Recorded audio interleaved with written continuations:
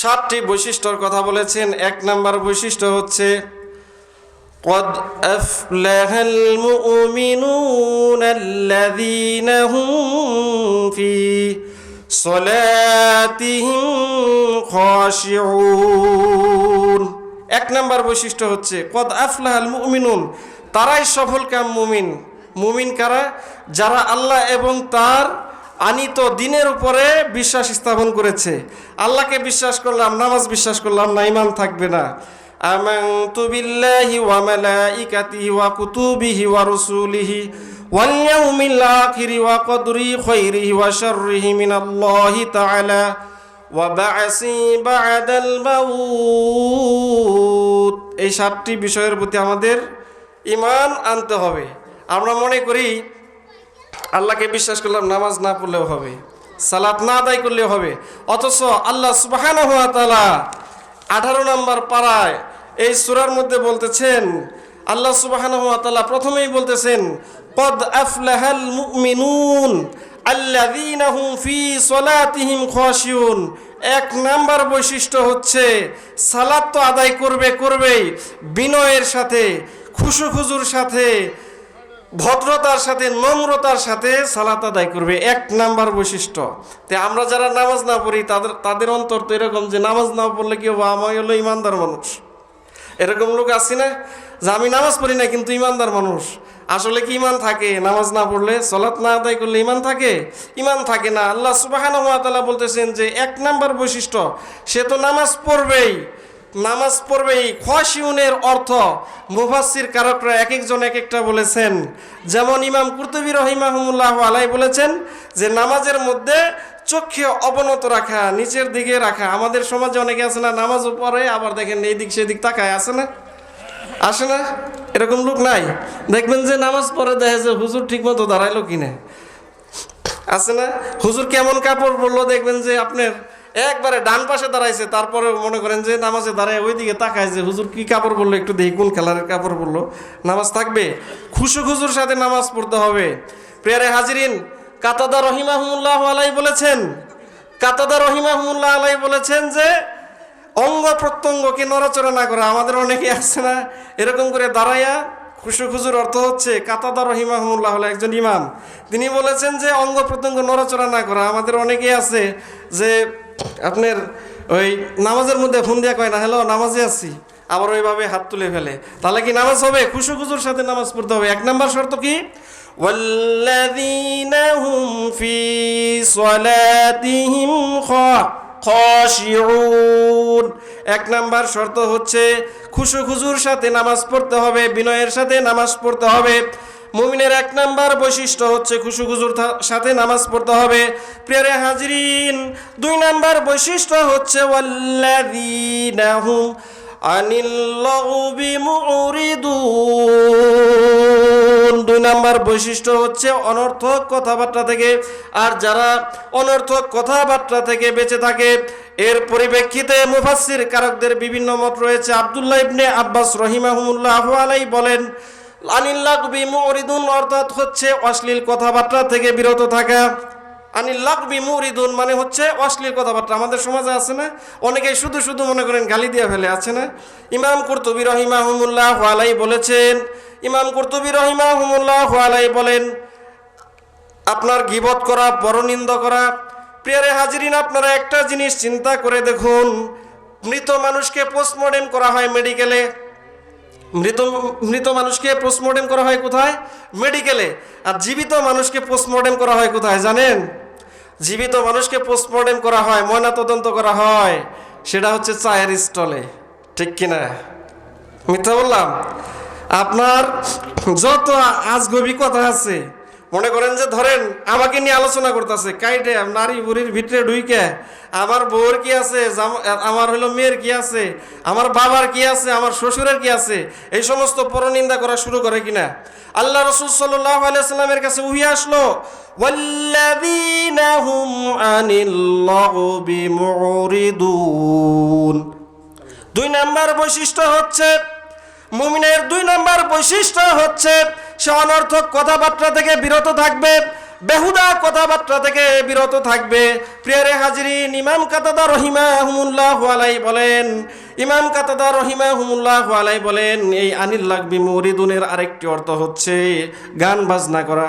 আমাদের সমাজে গান বাজনা হয় কিনা? প্রিয়রে হাজিরিন, এই যে 31st নাইট গেল, আমাদের মুসলমানের বাচ্চারা এই বক্সগুলা নিয়ে নাচানাচি করেছে, কথাবার্তা বলেছে, চিল্লাপাল্লা করেছে, বিভিন্ন গান বাজনা করেছে। আল্লাহ রাসূল সাল্লাল্লাহু আলাইহি ওয়াসাল্লামের কাছে ওহী আসলো, এই আনিল লাগবি মুরিদুন অর্থ হচ্ছে গান বাজনা করা। ইমাম কাতাদা রাহিমাহুল্লাহু আলাইহি বলেন, গানের মধ্যে কি কোনো ভালো কথা আছে? কি বলে ওরা নিজেরাই বুঝে না, আর খালি লাভ পারে।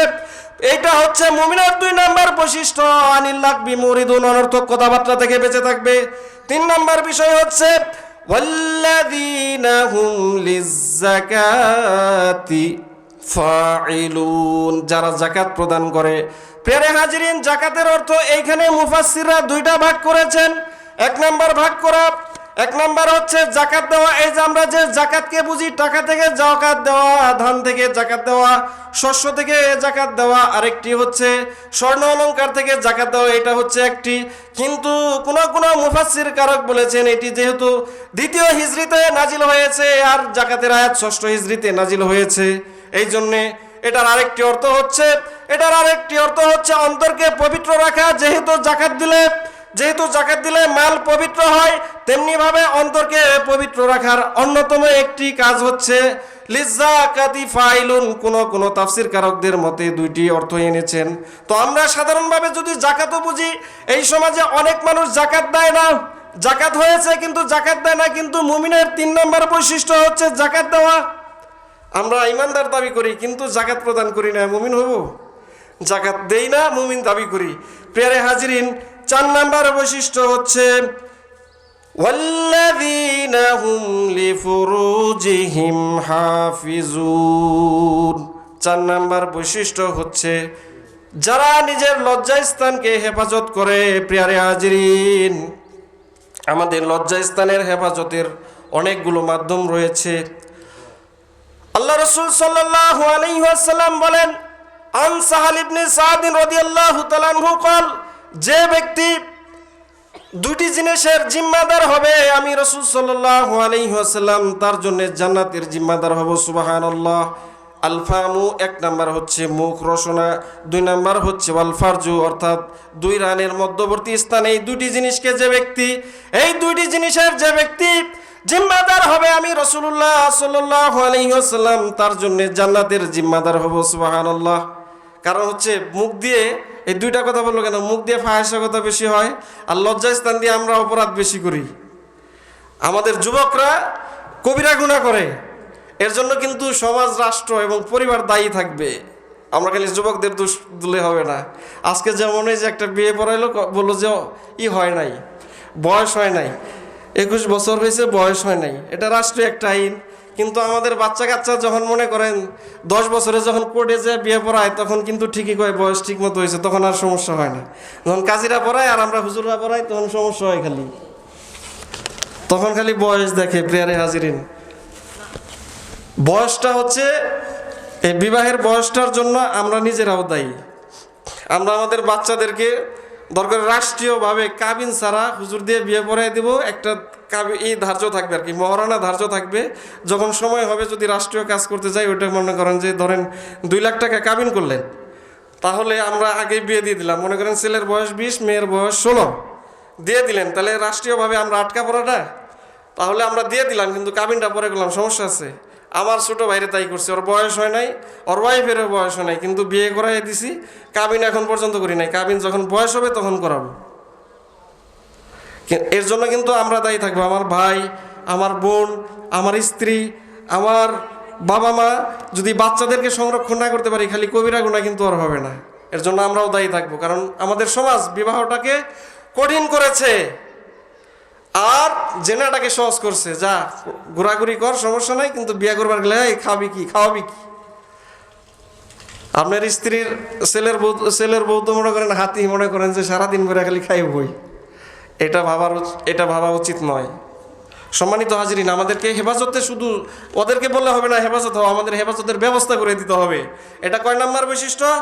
4 নাম্বার বৈশিষ্ট্য। প্রিয় হাজিরিন, আল্লাহ সুবহানাহু ওয়া তাআলা আরো বলেন, ইল্লা আলা আজওয়াজিহিম আও মা মালাকাত আইমানুহুম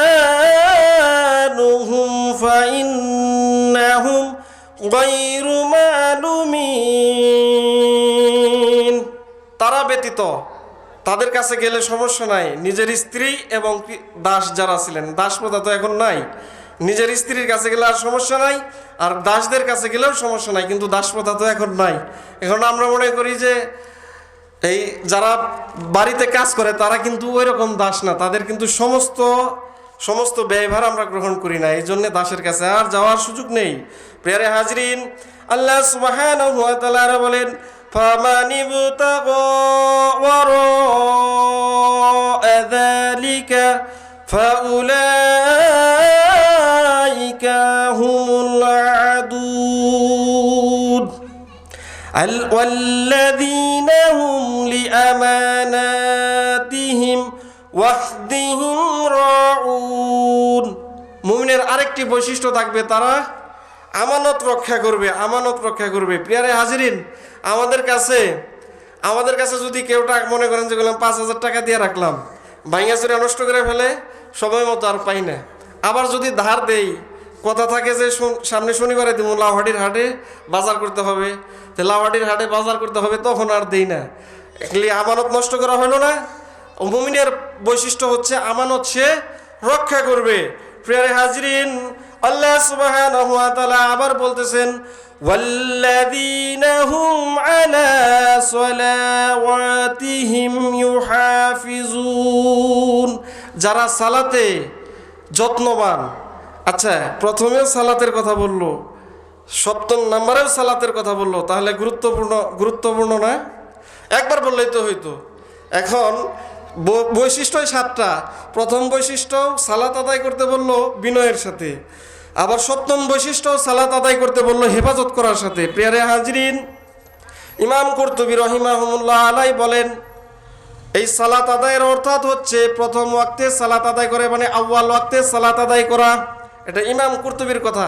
এখন যারা পড়ে না, আল্লাযীনা হুম আন সালাতিহিম সাহুন, যারা নামাজ পড়ে না তাদের হলো ধ্বংস। আর যারা পড়ে তাদেরকেও বেছে বেছে চিন্তা করে পড়তে হবে, প্রথম ওয়াক্তে পড়তে হবে। ইমাম কুরতুবী রাহিমাহুল্লাহ আলাইহি বলেন, নামাজের যত্নবান হওয়ার অর্থ হচ্ছে আউয়াল ওয়াক্তে সালাত আদায় করা। আল্লাহ রাসূল সাল্লাল্লাহু আলাইহি ওয়াসাল্লাম বলেন, আউয়াল ওয়াক্তে সালাত পড়া হচ্ছে উত্তম। আর ইমাম কাতাদা রাহিমাহুল্লাহ আলাইহি বলেন যে প্রথম তাকবীরের সাথে সালাত আদায় করা। যাই হোক, আউয়াল ওয়াক্তে পড়ি, প্রথম তাকবীরে পড়ি, ছেড়ে দেব সংক্ষেপে। প্রিয় হাজরিন, এদের জন্য একটা পুরস্কার রয়েছে আল্লাহর কাছে। আল্লাহ সুবহানাহু ওয়া তাআলা বলেন, উলাইকা হুমুল ওয়ারিসুন আল্লাযীনা ইয়ারিসুনাল ফিরদাউসা হুম ফিহা খালিদুন। এই 7টা বৈশিষ্ট্য যার মধ্যে থাকবে তার জন্য একটা পুরস্কার রয়েছে। তারা হবে আল্লাহ সুবহানাহু ওয়া তাআলার ওয়ারিস। সুবহানাল্লাহ। আর এই ওয়ারিসদেরকে কোথায় প্রবেশ করানো হবে? এই ওয়ারিসদেরকে প্রবেশ করানো হবে জান্নাতুল ফেরদাউসে। সুবহানাল্লাহ। মুহতারাম হাজিরিন, যতটুক বললাম, যতটুক পেরেছি, যতটুক জানানোর চেষ্টা করেছি, ভুল ত্রুটি হলে ক্ষমা করে দেবেন। আর যদি আমলযোগ্য হয় অবশ্যই গ্রহণ করার চেষ্টা করবেন, আমার জন্য দোয়া করবেন। এবং যে কটা বৈশিষ্ট্যর কথা বললাম, খুশুখুজুর সাথে নামাজ পড়ার জন্য আপনাদেরকে উদারত আহ্বান জানাচ্ছি। এই বলে কথা এইখানেই শেষ করছি।